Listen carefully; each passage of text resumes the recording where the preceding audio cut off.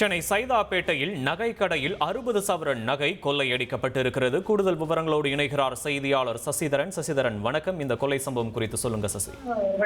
சென்னை சைதாப்பேட்டை பஜார் சாலையில் நகைக்கடை செயல்பட்டு வருகிறது. சுந்தர் என்கிற உரிமையாளர் நேற்று இரவு நகைக்கடையை சோதனை செய்த போது அதில் 60 சவரன் நகை காணாமல் போயிருப்பது கண்டு அதிர்ச்சி அடைந்தார். உடனடியாக சைதாப்பேட்டை காவல் நிலையத்தில் புகார் அளித்த போது இந்த கடையில் பணிபுரிந்த ரோஹித் என்பவர் தான் நகையை திருடியிருப்பது தெரிய வந்திருக்கிறது. கடந்த 6 மாதத்துக்கு முன்பு அவர் பணியை விட்டு ஊருக்கு சென்று விட்ட நிலையில் 7 நாட்கள் முன்பு மீண்டும் பணிக்கு வந்து சேர்ந்திருக்கிறார்.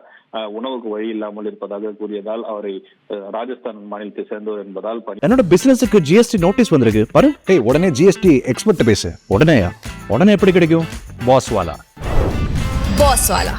பி தி பாஸ் வைத்ததாகவும் 2 நாட்களுக்கு முன்பு இரவு கடையை மூடும்போது 58 சவரன் நகையை பாக்கெட்டில் போட்டுக்கொண்டு தப்பிச் சென்றதாக கூறப்படுகிறது. இதனால் தனிப்படை ஒன்றை அமைத்து சைதாப்பேட்டை போலீசார் தீவிர தேடுதல் வேட்டையில் ஈடுபட்டு வருகிறார்கள்.